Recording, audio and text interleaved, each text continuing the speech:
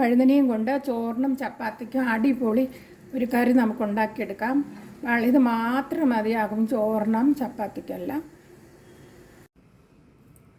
Hi friends, എല്ലാവർക്കും നമസ്കാരം. ഇന്ന് ഞാൻ കത്തിരിക്ക കൊണ്ട് ചപ്പാത്തിക്കും ചോറിനൊക്കെ ഈ ഒരു കറി മാത്രം മതിയായിരിക്കും.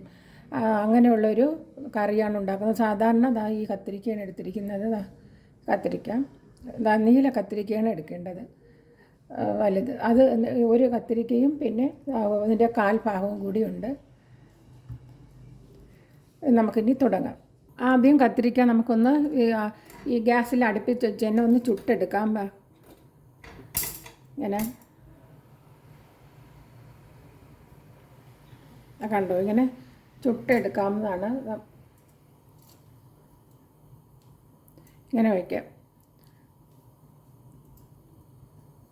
ഇത് ഹൈ ഫ്ലെയിമിലാണ് വച്ചിരിക്കുന്നത്. രണ്ട് കത്തിരിക്കയും ചുടാൻ വെച്ചിട്ടുണ്ട്. ഒന്ന് ഇതിൽ ഈ അടുപ്പിലാണ് വെച്ചിരിക്കുന്നത്. മറിച്ച് ഇട്ട് കൊടുക്കുക. ഇങ്ങനെ വീണു, പക്ഷെ ഇങ്ങനെ പിടിക്കുക. അല്ലെങ്കിൽ പപ്പടം കുത്തി ഉണ്ടെങ്കിൽ കുത്തിയിട്ട് ഇങ്ങനെ വയ്ക്കാം. എല്ലാ ഭാഗവും മുരിഞ്ഞ് ഇങ്ങനെ നമുക്ക് ഇവിടെ ഇപ്പോൾ മുരിഞ്ഞിട്ടുണ്ട്. അപ്പോൾ നമുക്കിങ്ങനെ മാറ്റി കൊടുക്കാം. ഇങ്ങനെ മാറ്റി കൊടുക്കാം.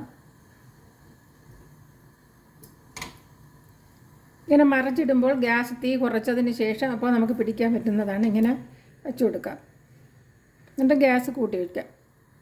കത്തിരിക്ക ഇതുപോലെ ആയി വരുമ്പോഴേക്കും കണ്ടോ, ഇങ്ങനെ ആയി വരുമ്പോഴേക്കും തൊലിയൊക്കെ ഇങ്ങനെ ആയിട്ടുണ്ട്. അങ്ങനെ അപ്പോൾ നമുക്ക് ഓഫ് ചെയ്യാം. ഫ്ലെയിം ഓഫ് ചെയ്തു.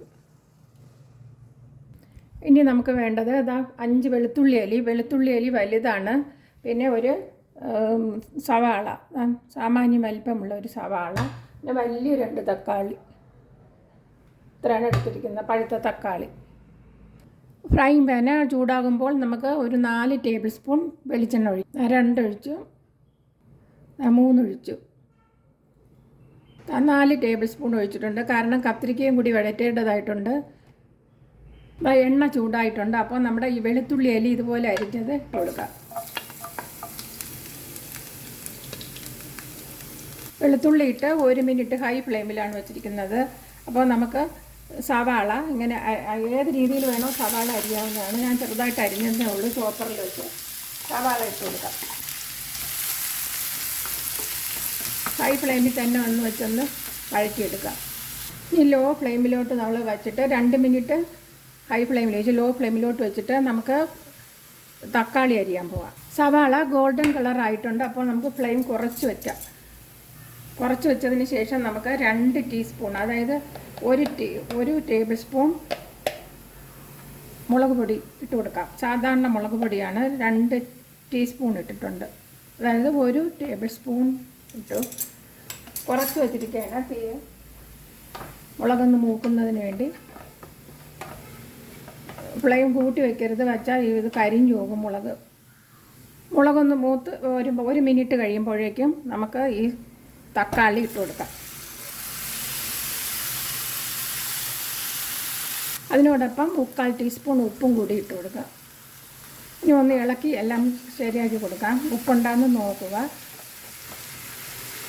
ഇനി ലോ ഫ്ലെയിമിൽ തന്നെ ഇരിക്കട്ടത്. അപ്പോൾ കത്തിരിക്ക നമുക്ക് തൊലിച്ചെടുക്കാം. അതിൻ്റെ തൊലി മാറ്റിയെടുക്കാം. ഇനിയിപ്പോൾ ഇതിൽ ഉപ്പുണ്ടാകുന്ന നോക്കാം. നമുക്ക് ഉപ്പൊക്കെ ഉണ്ട്. ഇതിൻ്റെ തൊലി നമുക്കൊന്ന് മാറ്റിയെടുക്കാം. ഇങ്ങനെ തൊലി എടുക്കാവുന്നതാണ്. ഉണ്ടോ, പൊളിച്ച് ഇങ്ങനെ എടുക്കാവുന്നതാണ്.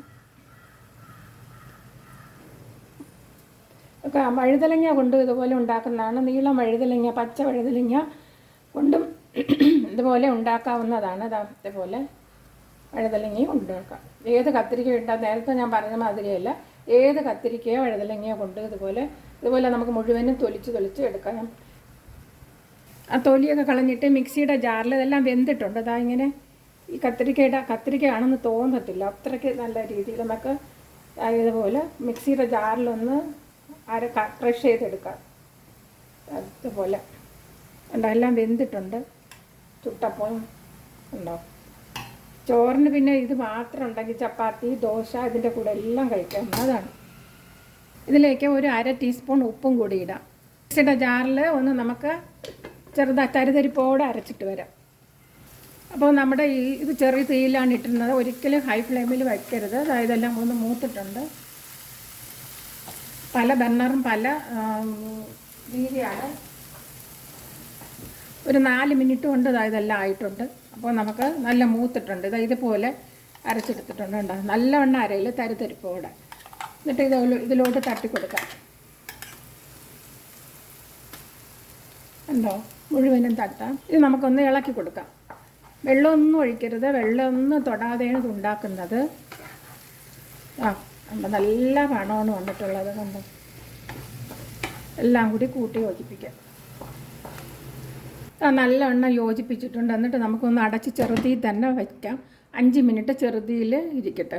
5 മിനിറ്റ് ആയിട്ടുണ്ട്. അപ്പോൾ നമുക്ക് തുറന്ന് നോക്കാം. അടിപൊളിയായിട്ടുണ്ട്. അപ്പോൾ നമുക്ക് പുളിയൊക്കെ ക്രമീകരിക്കുന്നതിന് വേണ്ടി ഒരു 1/4 ടീസ്പൂൺ ഓർഗാനിക് ഷുഗറാണ്, അല്ലെങ്കിൽ ശർക്കര ഉണ്ടെങ്കിൽ ഇട്ട് കൊടുക്കാവുന്നതാണ്. ഇതൊന്നും ഇട്ടില്ലെങ്കിലും കുഴപ്പമില്ല. നമുക്ക് ഇത് ഉപയോഗിക്കാത്തവർക്ക് ഇടേണ്ട കാര്യമില്ല. എന്നിട്ട് ഒന്ന് ഇളക്കി കൊടുക്കാം. അത് ഞാൻ ഇട്ടത് പുളി ക്രമീകരിക്കുന്നതിന് വേണ്ടിയാണ് ഇട്ടത്. കൂടുതൽ ഇടല്ലെങ്കിൽ മധുരമായി പോകും. 1/4 ടീസ്പൂൺ പഞ്ചസാര ഇട്ട് കൊടുത്താൽ മതിയായിരിക്കും. ശർക്കര ഉണ്ടെങ്കിൽ 1/4 ടീസ്പൂൺ ശർക്കര ഇട്ട് കൊടുക്കാം. ശർക്കര ആണെങ്കിൽ അര ഇടേണ്ടി വരും. 1/2 ടീസ്പൂൺ ഇടേണ്ടി വരും. ഞാൻ ഫ്ലെയിം ഓഫ് ചെയ്യാവുന്നതാണ്. ഫ്ലെയിം ഓഫ് ചെയ്തിട്ടുണ്ട്. അപ്പോൾ നമുക്ക് നല്ല അടിപൊളി കറി, എരിവും പുളിയും എല്ലാം ചേർന്ന. എരിവ് വേണ്ടവർക്ക് കുറച്ചും കൂടി എരിവ് ഇടേണ്ടതാണ്. കൂടുതൽ എരിവ് ആഗ്രഹിക്കുന്നവർ ഇത്ര എരിവിൻ്റെ ആവശ്യമേ ഉള്ളൂ. അടിപൊളിയായിട്ടുണ്ട്. ഇത് ദോശയ്ക്ക്, ചപ്പാത്തി, എല്ലാ പലഹാരങ്ങളെ കൂടെയും കഴിക്കാവുന്നതാണ്. ചപ്പാത്തിക്ക് പ്രത്യേകിച്ച്, ചോറിനും അത്യാവശ്യമായിട്ട് നല്ല രുചിയാണ്.